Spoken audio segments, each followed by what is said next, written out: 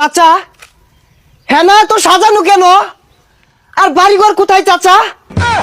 এই পচা মুখটা কি করে হেনারে বিয়া দিয়ে হারছি। আমি বিশ্বাস করি না, আমি বিশ্বাস করি না। প্রেমের সমাধি ভেঙে ওই কুসা তুলে রে ইট খোলা 3 বছর কাম হইয়া আমি 13,000 টাকা জমাইছি। চাচারে হেনার লগে বিয়ার কথা আমি ওখানে যে কইবাম হেনা আমার বউ হইব। আহ আহা যাক হেনাডারে বিয়া দিয়ে হারছি, চিন্তা মুক্ত হইলাম।